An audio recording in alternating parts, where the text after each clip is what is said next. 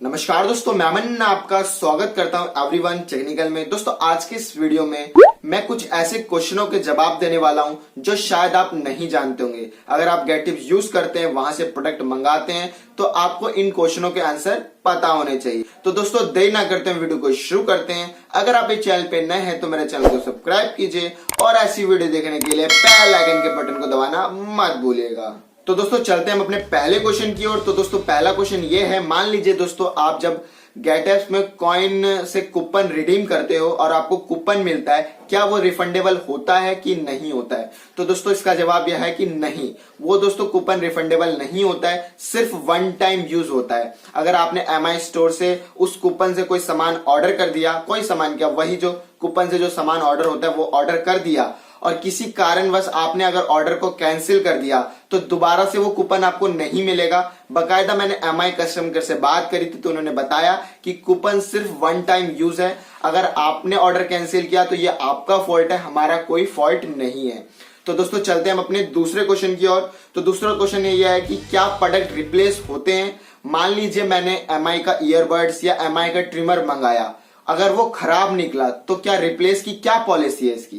तो मैं आपको बता दूं, जो रिप्लेस की पॉलिसी है वो 10 डेज की रिप्लेस की पॉलिसी है। आप उसे 10 दिन के अंदर ठीक करवा सकते हैं।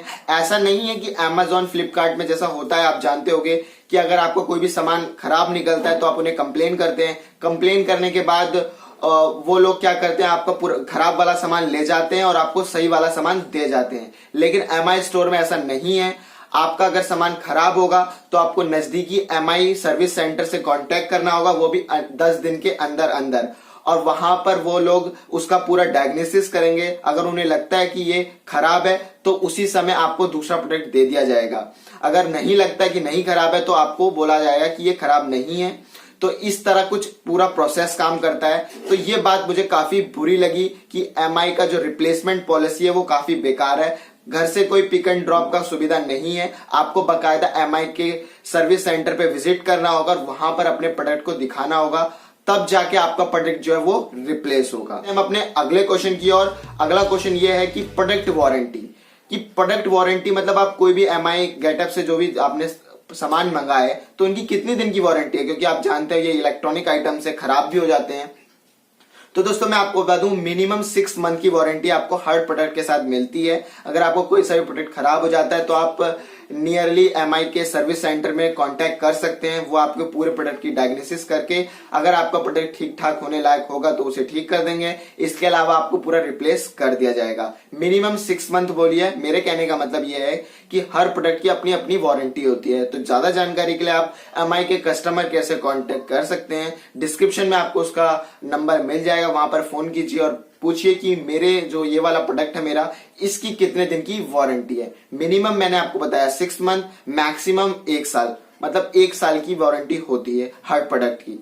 लेकिन ट्रिमर की बात करूं तो ट्रिमर की 1 साल की होती है, ईयरबड्स की 6 मंथ की होती है। प्रोडक्ट टू प्रोडक्ट चेंज होता रहता है। दोस्तों चलते हैं हम अपने अगले क्वेश्चन की ओर। दोस्तों अगला क्वेश्चन यह है कि डिलीवरी चार्जेस क्या लगते हैं कि नहीं लगते? तो दोस्तों काफी सारे यहाँ पर यूजर्स गेटअप से सामान मंगा चुके हैं, एमआई स्टोर से सामान मंगा चुके हैं तो उनके डिलीवरी चार्ज नहीं लगे। तो मैं आपको बता दूं, अगर आप 500 रुपए से ऊपर का सामान मंगाते हो तो आपका कोई भी डिलीवरी चार्ज नहीं लगता है, चाहे आप कहीं पर भी देश के किसी भी कोने में रहते हो।